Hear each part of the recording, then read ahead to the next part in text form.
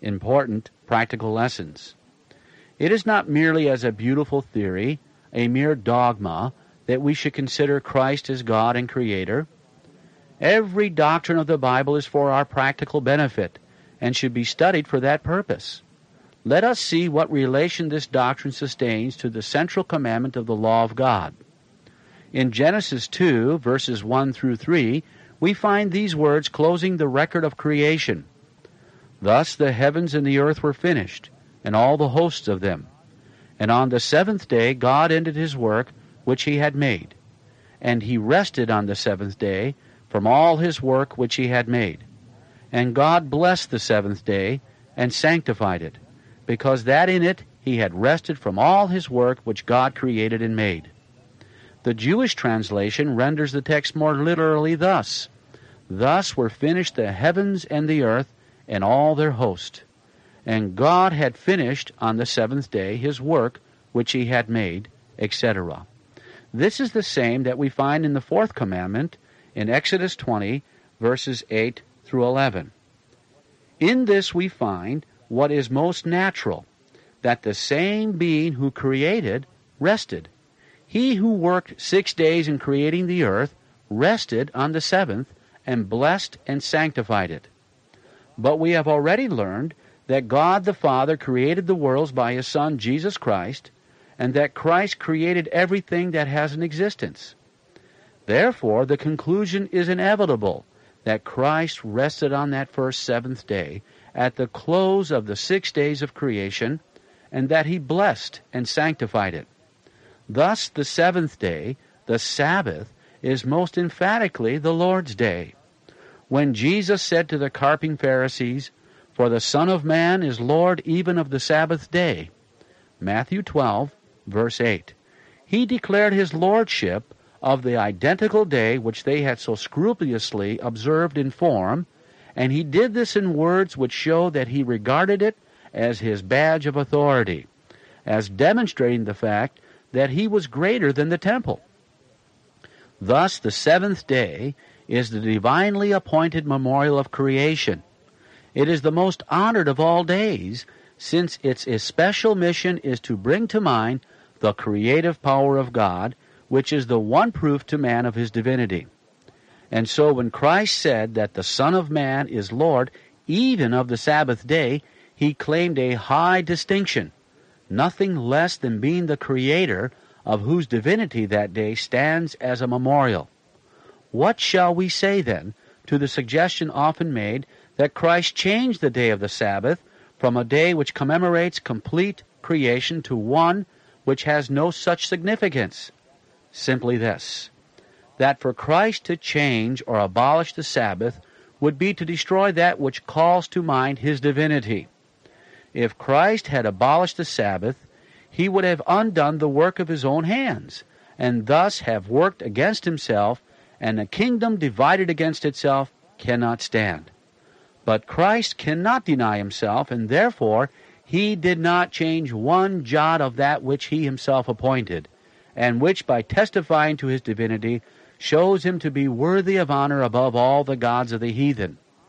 It would have been as impossible for Christ to change the Sabbath as it would have been to change the fact that he created all things in 6 days and rested on the seventh. Again, the oft-repeated declarations that the Lord is Creator are intended as a source of strength. Notice how creation and redemption are connected in the first chapter of Colossians. To get the point fully before us, we will read verses 9 through 19.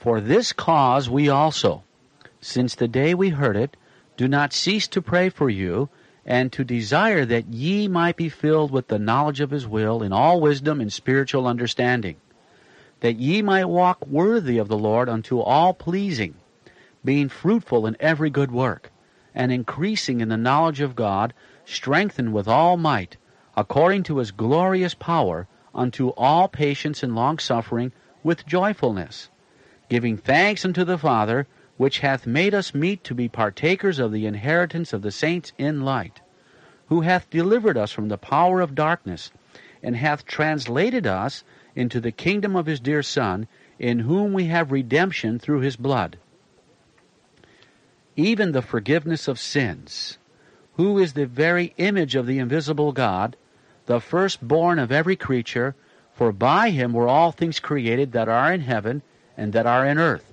visible and invisible, whether they be thrones or dominions or principalities or powers. All things were created by him and for him, and he is before all things, and in him all things consist. And he is the head of the body, the church, who is the beginning, the firstborn from the dead, that in all things he might have the preeminence. For it pleased the Father that in him should all fullness dwell. It is not an accident that the wonderful declaration concerning Christ as Creator is connected with the statement that in him we have redemption. No, when the Apostle makes known his desire that we should be strengthened with all might, according to his glorious power, he lets us know what that glorious power is. When he tells us about being delivered from the power of darkness, he lets us know something of the power of the deliverer. It is for our comfort that we are told that the head of the church is the Creator of all things. We are told that he upholds all things by the word of his power, Hebrews 1, verse 3, in order that we may rest in the assurance that the hand which bears all nature up shall guard his children well. Note the connection of Isaiah 40, verse 26. The chapter presents the wonderful wisdom and power of Christ in calling all the host of heaven by names, and in keeping them all in their places by the greatness of his might and the strength of his power, and then inquires, Why sayest thou, O Jacob, and speakest, O Israel, My way is hid from the Lord, and my judgment is passed over from my God? Hast thou not known? Hast thou not heard? That the everlasting God, the Lord, the Creator of the ends of the earth, fainteth not, neither is weary. There is no searching of his understanding. On the contrary, he giveth power to the faint, and to them that have no might he increaseth strength. His power is, in fact, the ability to create everything from nothing. Therefore he can work wonders through those who have no strength. He can bring strength out of weakness. Surely then anything which serves to keep before the mind the creative power of Christ must tend to renew our spiritual strength and courage. And this is just the design of the Sabbath. Read the 92nd Psalm, which is entitled A Psalm for the Sabbath Day. The first 4 verses are these.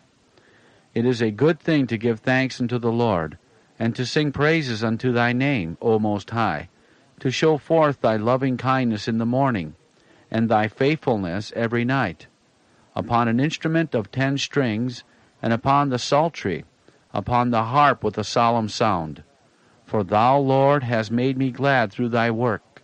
I will triumph in the works of thy hands. What does this have to do with the Sabbath? Just this. The Sabbath is the memorial of creation.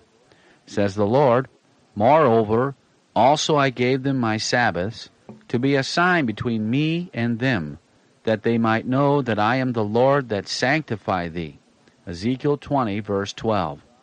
The psalmist kept the Sabbath as God designed that it should be kept, in meditating upon creation and the wondrous power and goodness of God displayed therein.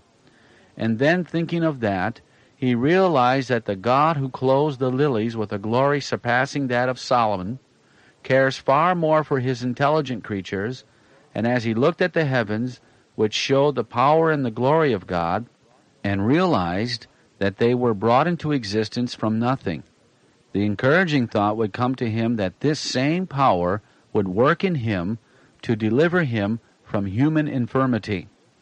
Therefore he was glad, and he triumphed in the work of God's hands.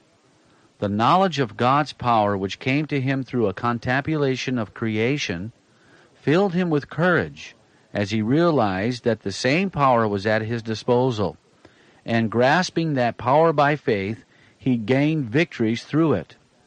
And this is the design of the Sabbath. It is to bring man to a saving knowledge of God. The argument, concisely stated, is this. Number 1, faith in God is begotten by a knowledge of his power. To distrust him implies ignorance of his ability to perform his promises. Our faith in Him must be in proportion to our real knowledge of His power. Number 2, an intelligent contemplation of God's creation gives us a true conception of His power. For His eternal power and Godhead are understood by the things which He has made.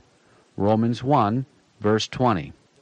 Number 3, it is faith that gives victory. 1 John 5, verse 4. Therefore, since faith comes by learning the power of God from His Word and from the things He has made, we gain the victory, or triumph, through the works of His hands. The Sabbath, therefore, which is the memorial of creation, is, if properly observed, a source of the Christian's greatest reinforcement in battle. This is the import of Ezekiel 20, verse 12. Moreover, also I gave them my Sabbaths, to be a sign between me and them, that they might know that I am the Lord that sanctify them. That is, knowing that our sanctification is the will of God. 1 Thessalonians 4, verses 3, Thessalonians 5, verses 23 and 24. We learn by means of the Sabbath, properly used, what the power of God is that is exerted for our sanctification. The same power that was put forth to create the worlds is put forth for the sanctification of those who yield themselves to the will of God. Surely this thought, when fully grasped, must bring joy and comfort in God to the earnest soul. In light of this, we can appreciate the force of Isaiah 58, verses 13 and 14. If thou turn away thy foot from the Sabbath, from doing thy pleasure on my holy day, and call the Sabbath a delight, the holy of the Lord, honorable, and shall honor him, not doing thine own ways, nor finding thine own pleasure, nor speaking thine own words, then shalt thou delight thyself in the Lord. And I will cause thee to ride upon the high places of the earth, and feed thee with the heritage of Jacob thy father, for the mouth of the Lord hath spoken it. That is, if the Sabbath is kept according to God's plan, as a memorial of His creative power, as bringing to mind the divine power that is put forth for the salvation of His people, the soul triumphing in the work of His hands must delight itself in the Lord. And so the Sabbath is the grand fulcrum for the lever of faith, which lifts the soul to the heights of God's throne to hold communion with Him. To put the matter in few words, it may be stated thus: the eternal power and Godhead of the Lord are revealed in creation. Romans 1, verse 20. It is the ability to create that measures the power of God. But the gospel is the power of God unto salvation. Romans 1, verse 16. Therefore, the gospel simply reveals to us the power which was used to bring the worlds into existence, now exerted for the salvation of men. It is the same power in each case. In the light of this great truth, there is no room for the controversy about redemption being greater than creation, because redemption is creation. See 2 Corinthians 5, verse 17, Ephesians 4, verse 24. The power of redemption is the power of creation. The power of God unto salvation is the power which can take human nothingness and make of it that which shall be throughout eternal ages to the praise of the glory of the grace of God.